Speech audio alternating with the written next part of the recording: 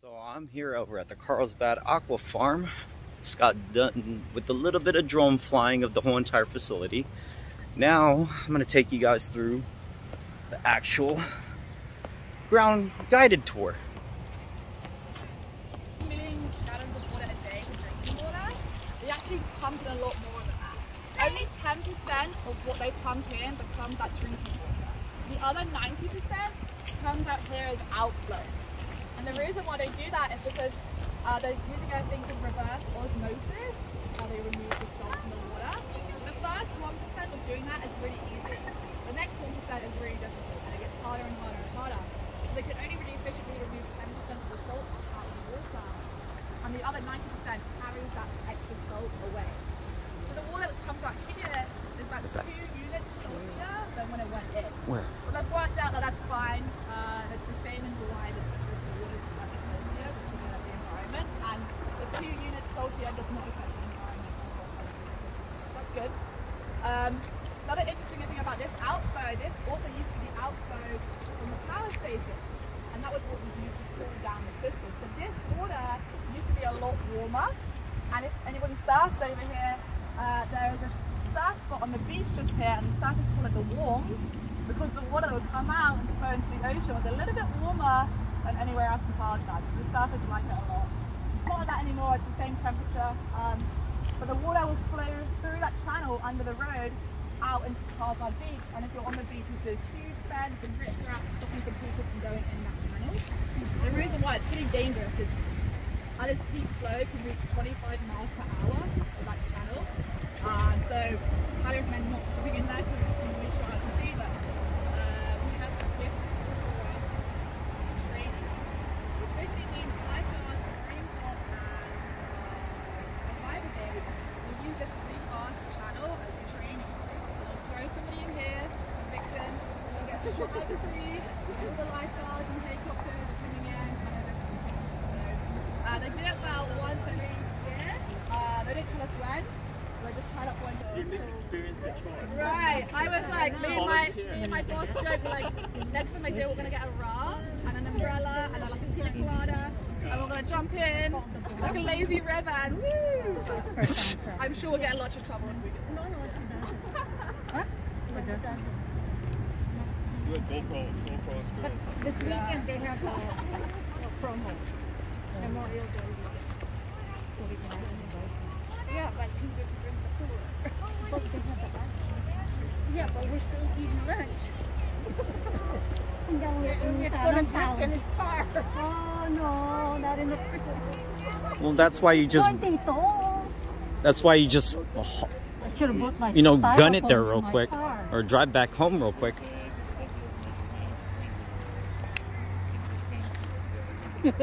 What? What's wrong? First glance we get at our floating farm. So we are an oyster and mussel farm. Right now we're producing a lot of oysters. On year, on average, we produce about 2 million pounds of shellfish a day. We're selling about 14,000 oysters. This week, because it's a holiday weekend, we sell on average of 30,000 pieces of shellfish a week on those busy weeks, especially New Year and Christmas and yeah, all the holidays. So we're a pretty small farm, but if you can imagine, all the work is happening underneath the water there. So we have all these floating buoys and floats out here, and underneath we have these systems where the oysters are being kept and held, and they're growing and they're feeding on the water.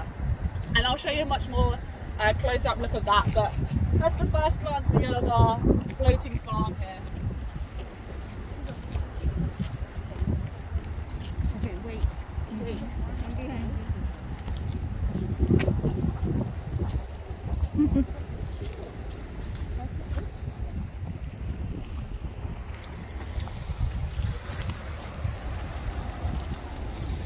If anybody needs the restroom, it's just over here. You're more than welcome to slip off through the tour and use the facilities. So this is just showing you guys a little bit more of a visual image of what we have in our farm. So for every buoy you see out on the water here, we have one of these hanging from underneath. So the buoy keeps everything afloat, so we're able to access it. And underneath we have a stack. It's a very creative name for a stack of trays. But each stack contains 11 trays This one only has 10. I don't know why, it's a model. But in each tray, this is where we're going to keep our oysters. And depending on the size, we can get to about 5 dozen oysters in each tray. So altogether about 50 dozen oysters.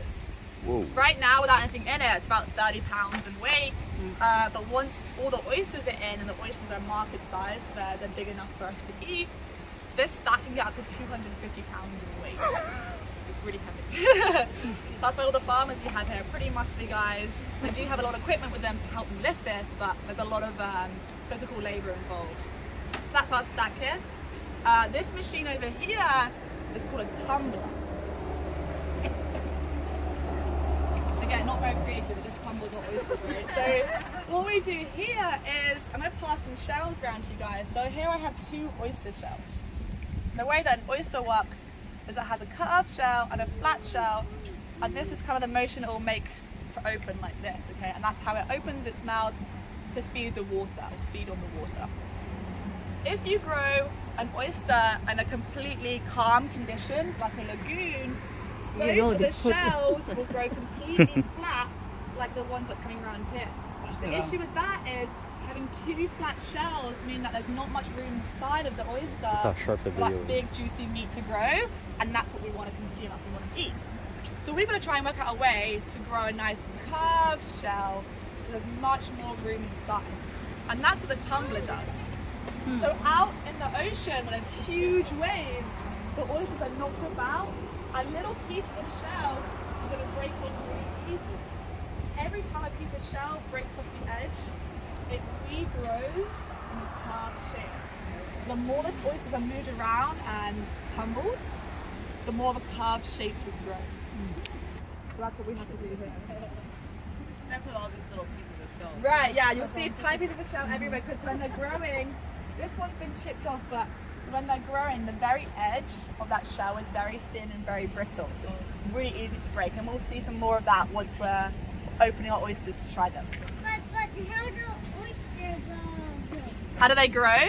They're going to open up their shell like this, and they're going to drink lots of water, and in that water, they're like a smoothie, there's lots of good stuff. And that's what they're going to have for their food, and then they grow. Is it like mostly like plankton or Yeah, plankton, diatoms. And okay, gotcha. Just depending on what size they are, they'll eat different stuff. Okay. But yeah, I can show you a bit more of that later on. All right, awesome. Yeah, we're going over here. There's some pretty cool stuff hiding in there, so I'll bring them out so we can all see. But although we are a working farm, we're here to produce oysters and mussels to feed our community. We are also really heavily involved with the universities in the area. I'm going to show you some cool stuff. In this one, I'm going to show you some cool stuff. So, we are really trying to help food security. Lord, that's huge. As you guys probably know, we're running out of land space and nutrients available to grow food on land. So, a really huge movement that science is making and the food industry is making, because we're trying to grow stuff out in the ocean. There's almost a finite amount of space, infinite amount of space, and almost infinite amount of nutrients.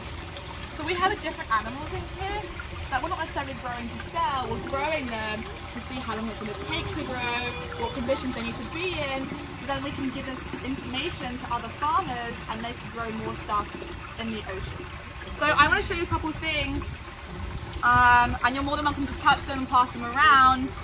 Anybody know what this is? Mussel. Again, you can touch them, pass them around. That's a Mediterranean mussel. If you guys have mussels in a restaurant, that's probably the mussel you're probably. Yeah. I love mussels.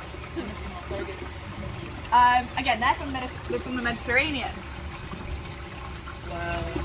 You wanna know how it is? Oh my gosh, go hold it, babe. You wanna hold it? It's friendly. It went in. Here you go, Mom. Turn around and take a picture. That is huge. Any ideas what this one is? Wow. A bigger mussel. Right. So it is still a mussel, but this guy is not from Mediterranean, he is from California.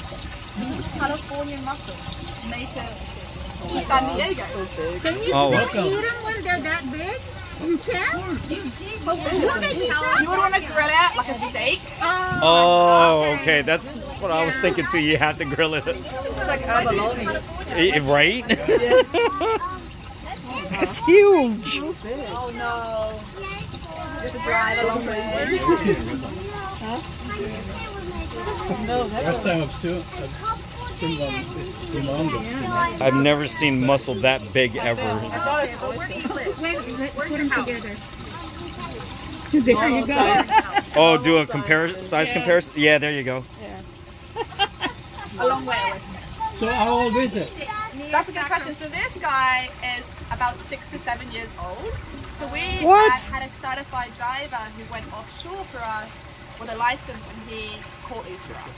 So yeah, these are about 6 to 7 years old. And the reason why we're so interested in, because you guys see there's like little hairs attached to both the mussels. We call these Bissell Threads. All mussels have those. And that's what they use to hold on to stuff. So hold on to rocks or piers or boats, or even they use it to hold on to each other. So this is a huge clump of mussel. Oh! And they're just using those threads or those hairs to hold on. It's basically safety in numbers, right? And you also want to stay close to your the same species, so when they reproduce, you know, there's multiple. Oh, this is waterproof.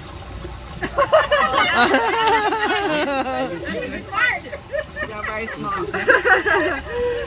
So the reason why we're so interested in the California mussel is because these Bissell threads are much stronger than the Mediterranean threads. Just because the conditions that they're native to are very calm water conditions. Because in California we have these huge waves and storm surges.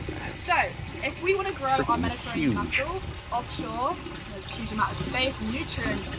If a wave comes through or a storm, these are just going to get ripped off. Whatever equipment they're attached to, we'll lose them. The lobsters will have a feast, good for them, but the farm will lose all of its product. So we're going to look at California mussel. How long does it take to grow? What market is there right now for them? There's also even a project looking about crossbreeding these two and potentially producing a Mediterranean mussel, which is what everyone wants to eat right now, but it will have these threads. It's a little bit more complicated than just, you know, taking two mussels and making them reproduce. But that's the reason why we have these different species here to study. The other thing I want to show you is... Oh, thank you, sorry. I'm waiting for you. There you go. That's it. Good job. Do you have like a record weight set for both the oyster and the California? Yeah, like you guys. They will just keep growing and growing and growing. We don't weigh them so much because we're not selling them. I mean, just for record purposes, though, like. Oh, yeah, that's a good question. No, I don't. How old is something like this? Yeah, so this is an oyster. Yeah. This is 7 years old.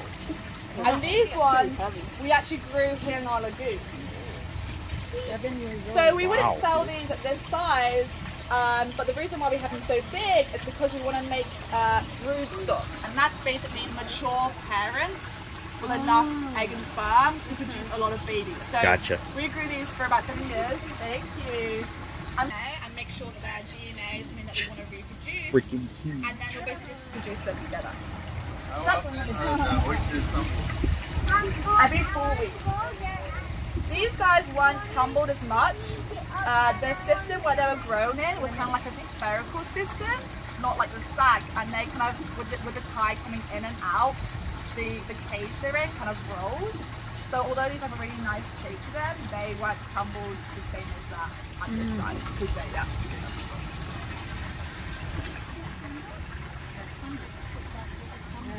So with both our oysters and mussels, they are both separate sexes. So one is female, one is male. You can't tell from the naked eye, you'll have to open it up and look at the reproductive parts. But something which not like that is these guys. These are only Clams!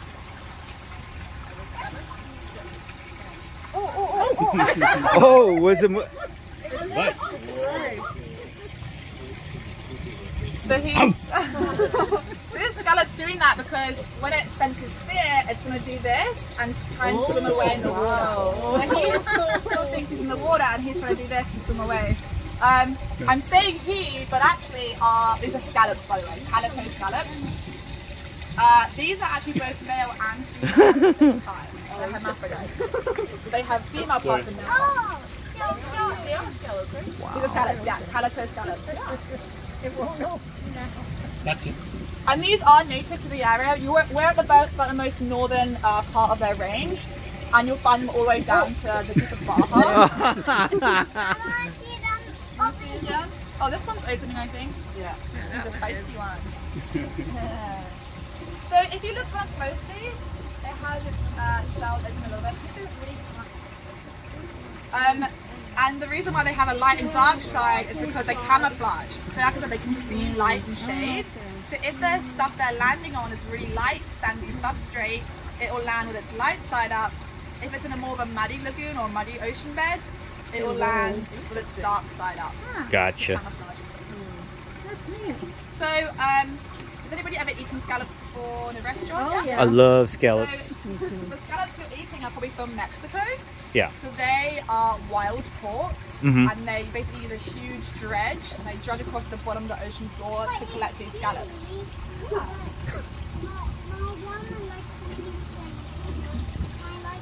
You like to do what? You like crab? You have a very distinguished taste for my child. I'm not sure if I like crab. Yeah. How old are you? Thank you. And how old are you?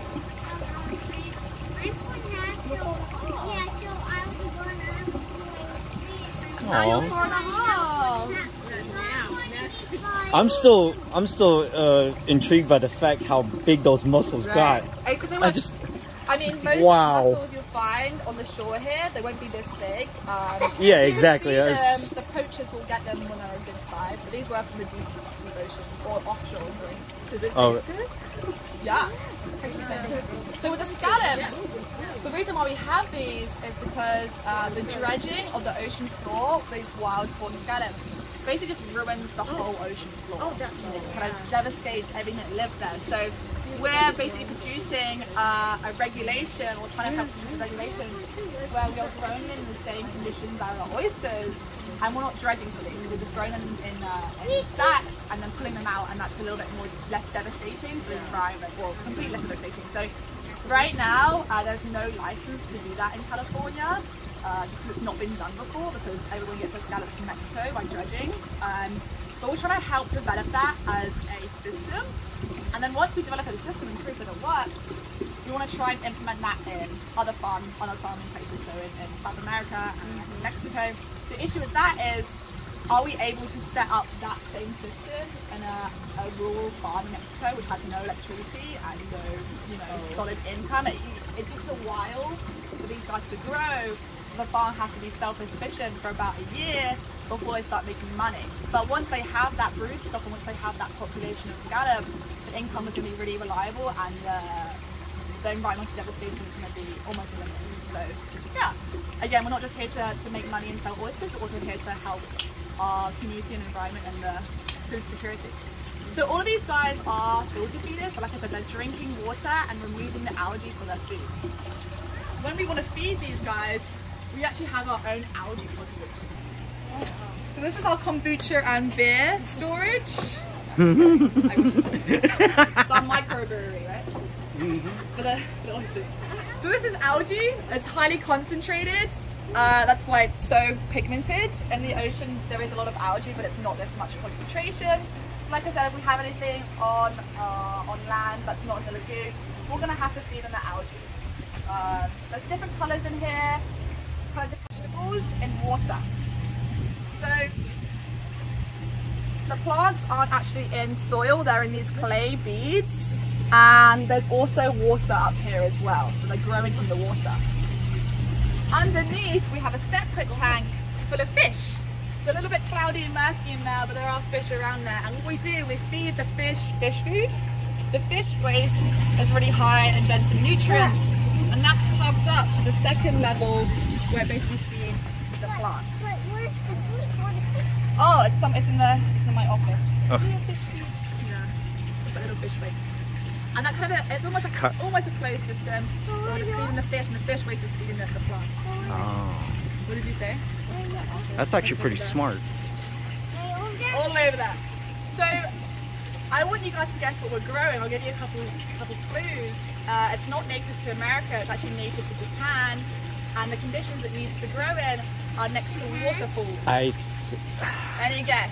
See, because I lived in Japan, Right? I'm trying to remember the name of the vegetable. So you would find this plant in the mountain valleys of Japan, next to waterfalls, and they're covered in shade by Japanese maples. What's the name of It's a green root vegetable, bitter melon. Daikon. No?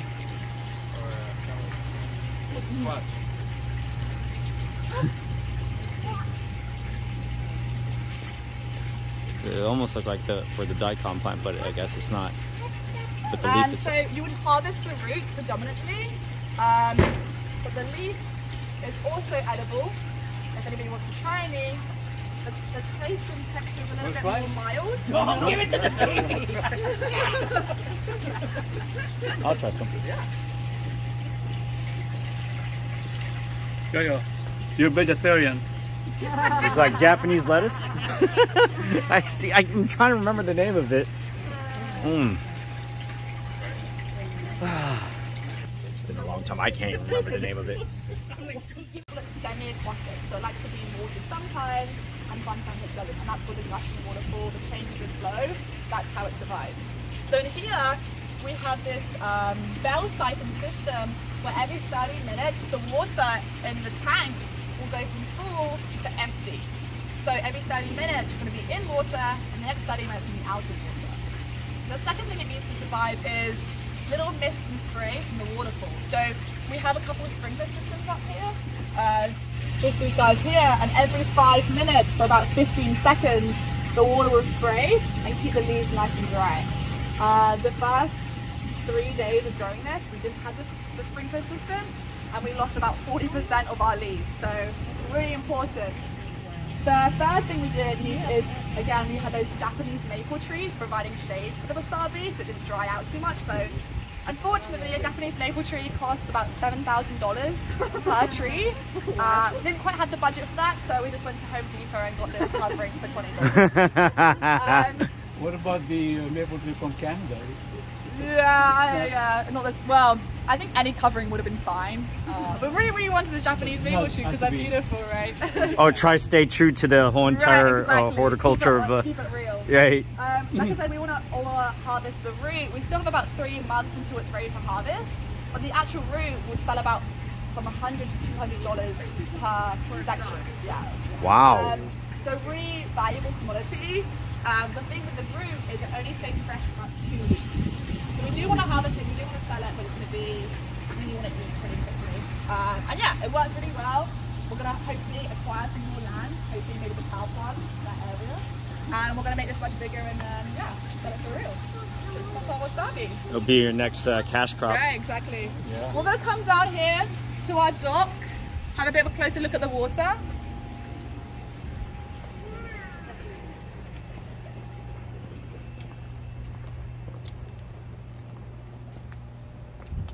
Just watch your feet on the boardwalk for any uneven. This is where we keep our baby oysters.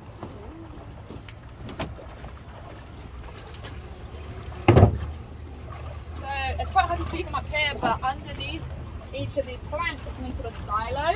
And this is an upwelling system.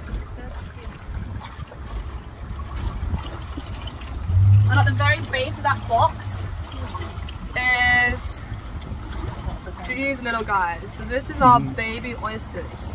So these guys are about 2 months old. They've just formed a shell, but as you can tell, they're very tiny and very fragile.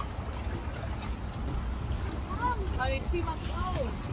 And even once they're 5 to 6 weeks older, they're still going to be, you know, less than ½ an inch size. So the stack I showed you earlier, the holes in there are too big. So we actually put them into a thing called a sea tray, which is again stacked trays, but the holes are much smaller. And then once they get... Yeah. So the system we have here, it's a little bit more protective than being out on this trays, yeah.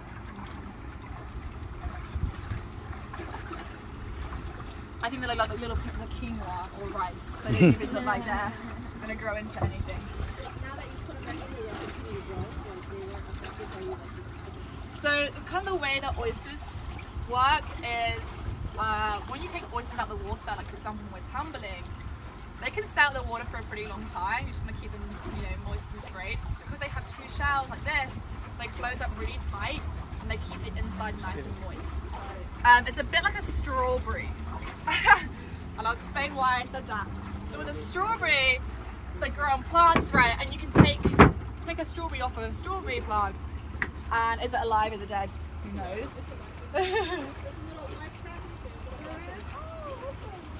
But when you put the strawberry back in the ground, it will continue to bloom and it will continue to sprout and grow. Same with an oyster. You can take it out of the water. Is it dead or is it alive? It's debatable. But when it goes back in the water, it will continue to feed and grow. Where's the crab? Oh yeah! Do after we finish growing our oysters. So they're going to be out in the main part of the lagoon for about 6 to 7 months, depending on the season. Right now, because we're coming into summer, they grow really quickly, so only 6 months. They're kind of the fastest growing oysters in the country, just because the conditions are awesome. Water's full of algae, the temperature's nice and warm. But after they grow to their full size, we're going to harvest them, so bring them out of the water, and we're going to put them through this thing called a depuration filtration system. And the diagram here to explain it, but I'll explain it for you as well. There is 3 filters which the water goes through. So you pump water straight from the lagoon through 3 filters, and the water that comes out of those filters is more purified than San Diego drinking water. It still has salt in it, so you can't drink it, but it's purified of any bad bacteria or algae or any nasty stuff. The reason why we do that is because we had this huge watershed around the lagoon. So all the homes and all the businesses in the area, any water that comes from the garden or the parking lot or the driveway, it's just going to flood straight into the lagoon. Our oysters, each individual oyster, they're so high, is going to drink through or filter feed through 50 gallons of water a day. So they're just drinking through this water and using that to feed. So anything in the water is going to go into the oyster, and then that's going to go into us when we consume it. So by filtering the water and putting them in this water in the next room I'm going to show you, it's kind of like a juice cleanse, right? So they're still drinking this 50 gallons of water a day, but instead of getting any food or nutrients from that or any bad bacteria, it's just flushing out anything, any mud, any silt, any dirt. What's crazy about this is that only 9 other seafood places in the whole country does this process. Most seafood, including fish or lobster or crab or oysters or mussels, most of the places will take it straight from their water, they'll package it up and send it to market. We then become the guinea pig. So if you eat a bad oyster or something that has, you know, bad water in it and you get sick, the FDA will trace back where you ate it from, what restaurant was it, what market did it come from, what farmer did it come from. So they're going backwards. We're not leaving up to chance. We want to make sure the product that we're producing and selling here is the highest quality we can make it. So we do this depuration process. In California, only 2 other places do this, and they only do it seasonally. So just during the June to July and August. We just year round, every single time an oyster comes. 24/7 operation then. Pretty much. And you said there was only 9 places, what, just nationwide or throughout the world? Nationwide that do exactly what you have here. Wow. They stay in this water for about 4 days, filtering through that water, so 50 gallons of water a day, until it flushes everything out. And even after that, we would take a tissue sample of each batch. We send it to an FDA-approved lab, independent from us, so we're not working in cahoots with them, and they will test the meat and make sure there's no bacteria or runoff or metals, nothing nasty is in there. Once we get the okay from them, then we will sell it and take it to market. So I want to show you inside what it looks like. Follow me through here.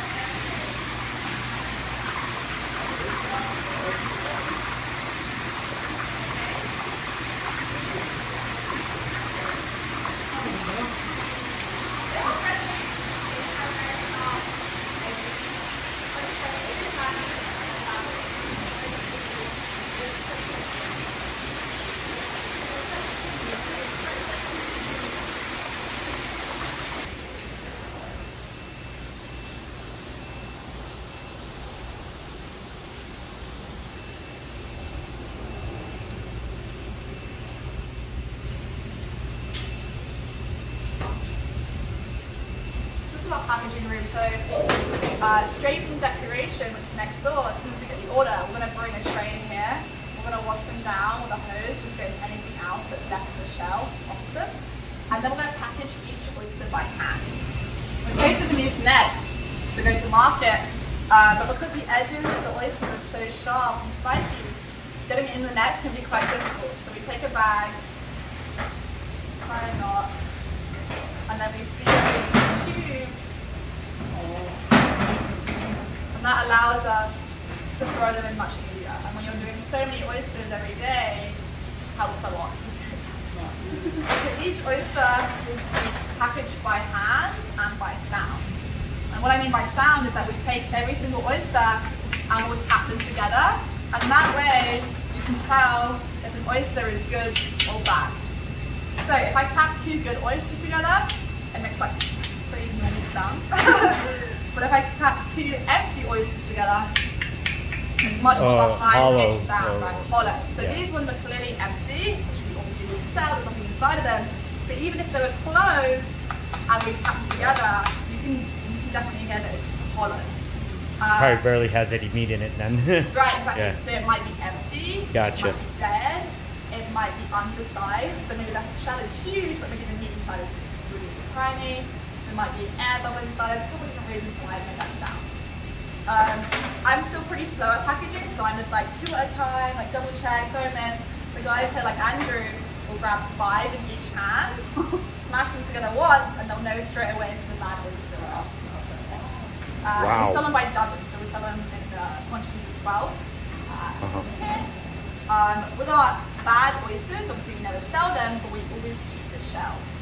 So if you walk past our farm on Carlsbad Boulevard, and we'll get a bit closer look in a little bit, there's huge stacks of trays filled with oyster shells. And they're out there with all the old shells that have been consumed or bad, and we'll keep those and we'll use them for restoration projects.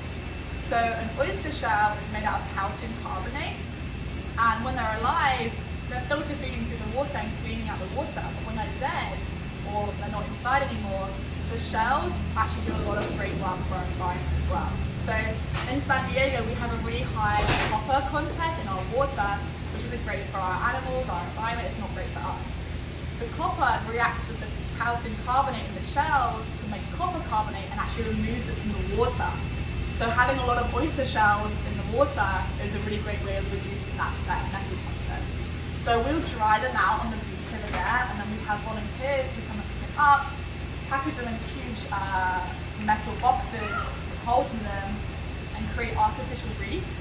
And those reefs will be placed in the water here in California underneath piers or harbours, and that's just removing a lot of metal from the water. At home, if you're consuming oysters, keep the shells, smash them up, and plant them in your garden because they're great fertilizer as well. Yeah, Really that's help right. my lemon tree. So if you're consuming it at home, definitely keep those.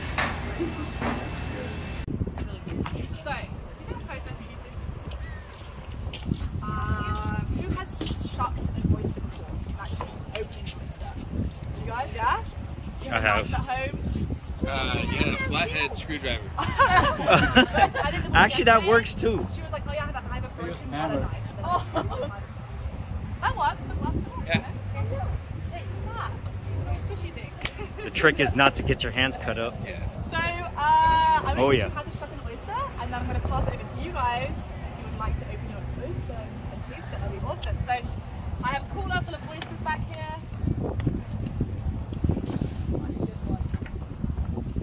So, hold the oyster with, and then my right hand is free to use the knife.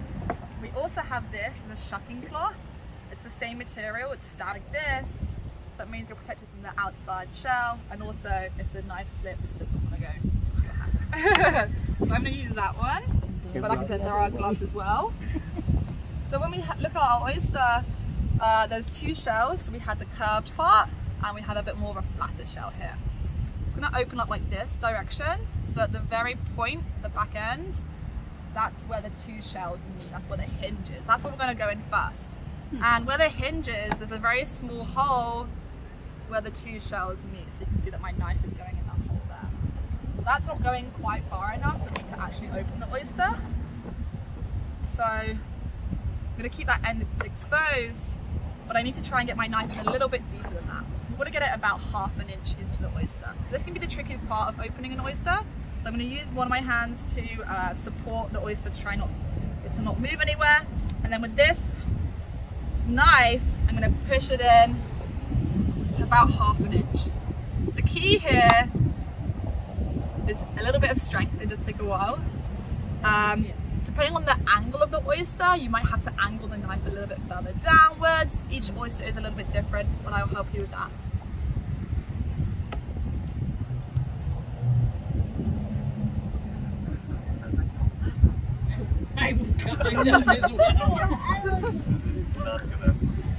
So once my knife is in deep enough, about half an inch like this, I'm not going to push down on my knife because sometimes the oysters are so strong it will just snap the end of your knife, which is how we end up with broken butter knives or whatever people use at home.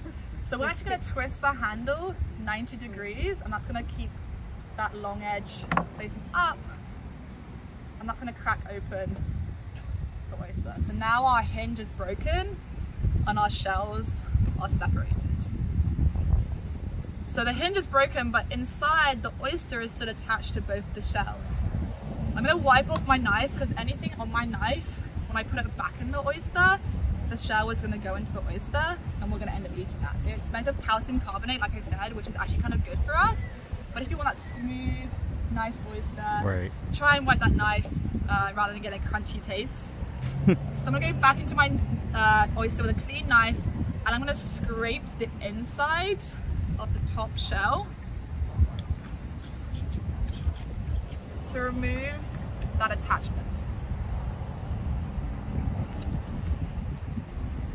So that is the point where it's attached here, and you'll feel it as you're going across, you're scraping across, removing it. The bit where it's attached is the sweetest, tastiest part of the oyster, so try and get as much of the meat off as you can.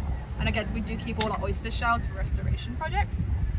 And then it's also attached to the bottom shell as well. So I'm going to go back in again with a clean knife, and I'm just going to scoop around the oyster to remove that attachment.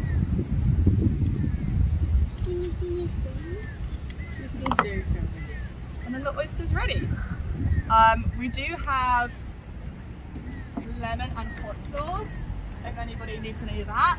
I would honestly recommend trying an oyster without, because they are tasty enough and fresh enough that you don't need it. But if you would like to try the first, there you go, go for it. Thank you. You need any hot sauce or lemon? I'll try without. Yeah, they are good. They're good.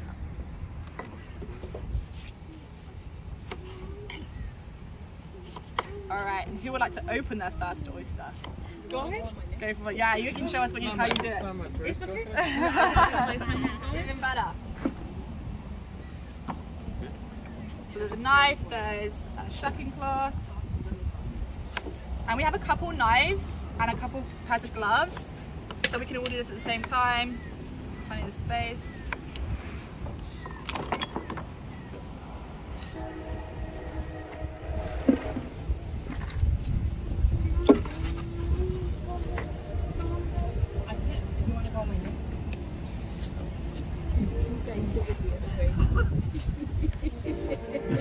You wanna try? Sure. Are you right-handed or left-handed? Left. I'm gonna give you. Yeah, you probably need that one just in case. Here you go. Actually, Dad's ambidextrous. Oh. He could use either hand. So turn the knife over. This direction, yeah.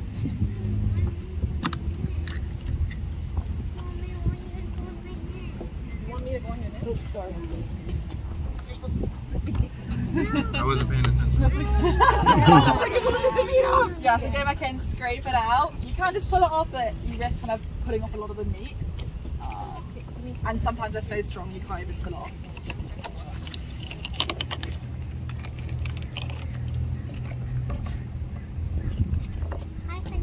Ooh, he's Good got job. Did you detach the bottom? Oh, not yet. it. Yeah. Otherwise you're just getting a mouthful of seawater, which isn't quite as tasty. No, that's the best part. That's it. It is. Oh, go for it. Go, Mom.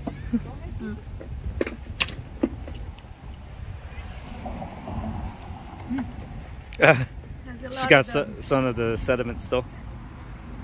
Who else wants to try? Anyone else want to try it for one? No. You like one for yourself? Yeah, it's for yourself. Very good. Scare. It's still attached. What we need is a grill so we can actually have some grilled oysters. Yeah, so this new deck is, we love it, but it's missing a lot of stuff. It's missing a bar, some shades, some palm trees. So, you There you know. go. A DJ. Yeah, right? Yep. So, yeah, keep your eye open on our social Seafood media and party. website, 'cause we're going to do some more. Well, I could help you advertise on that part. Oh, you want to try? Anyone else want to try? I'm gonna do Go it. for it. I'm gonna see. Hopefully, you guys. That's what the waiver was for, in case I cut off a finger. Exactly. Got it. Yeah. No, I'm I supposed to put it actually in have there? cut myself. Yeah, I cut myself more on the edges than I do on the Go sides. in. Okay. Turn it I would over. like to try an oyster, but I don't want to. That's fine. I can open some for family guys and. I'm like, I would be that person. That's like, Oh, there you got it, Dad. The second you don't respect the oyster. put Sophia on my neck. Morning, everyone. No, here. You can put it on my neck. Morning. Good morning. I'm just gonna open some oysters for you guys. Because he's probably a lot faster. Yes, you watch He's it, probably yeah. a lot faster. Yeah, for those of you It's who don't early, but we'll see. Let me get a spread of lemon on mine, Dad.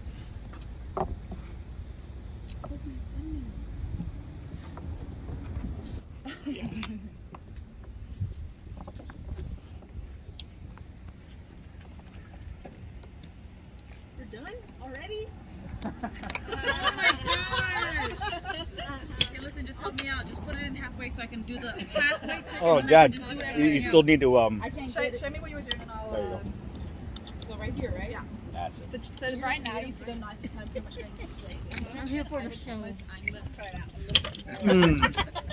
That's freaking good.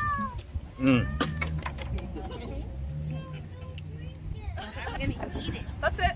You've got to keep going a little bit Close further. your eyes. Close your eyes. Oh, with the hot sauce. There you go. Yeah. Which is the apple. Got it. Ooh, with the hot sauce. Wow, Ooh. the hot sauce. I think that's for you.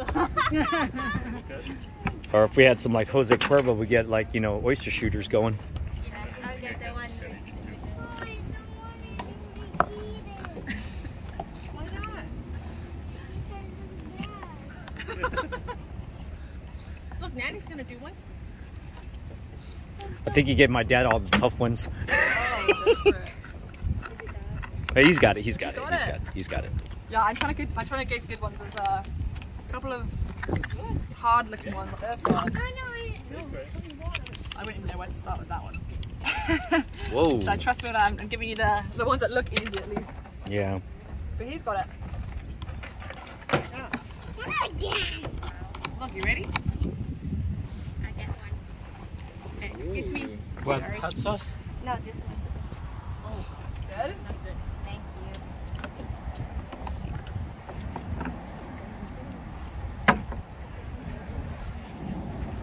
I'm done working for the day. Do you want glove or do you want to use the? Probably gloves. Are you left-handed or right-handed?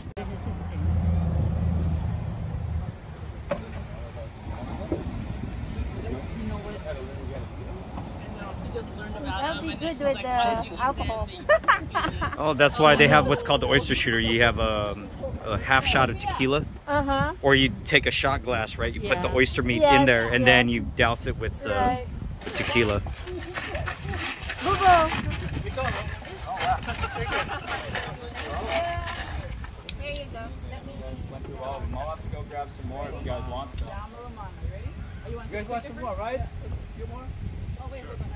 Included with the tour.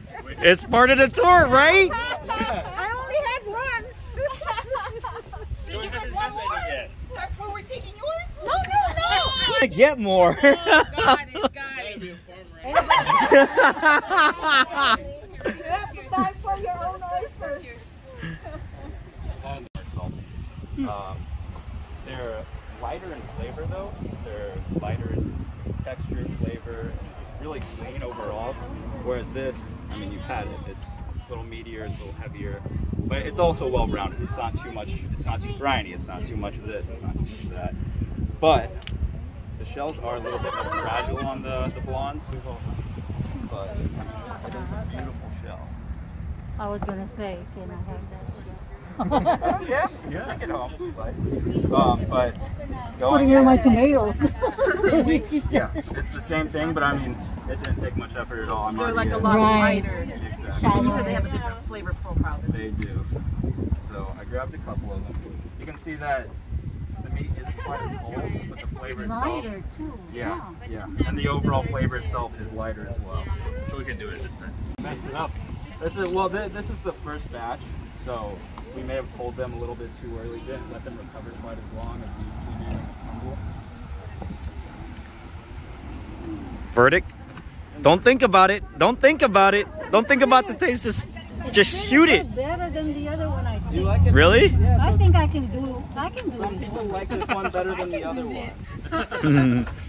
I'm keeping the shell. Go for it. She's like, the one that I ate, I'm keeping.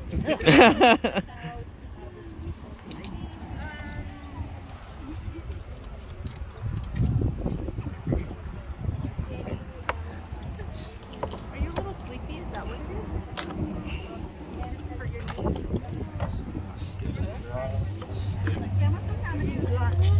You want to try it? No, it's okay. If not, it's going to go to my boyfriend. It's fine. Thank you. You're welcome.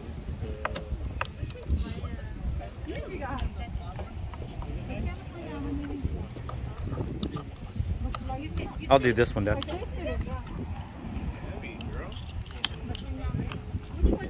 Can you squirt me a little bit of lemon? Were there any more blondes? Yeah. Checking them right now for everyone to try. All right, I actually like this one too. I want a small one. I like the big. I know. I had one that. It's good, right? It's good. You like it? Very Yeah. much, yeah. See? All I need is sake and tequila. And tequila. Yeah. I agree. Oh, it's on video. I know it is. You're like, I'm not even drinking, right? Ari, I wish you were here with us. I know. I miss you.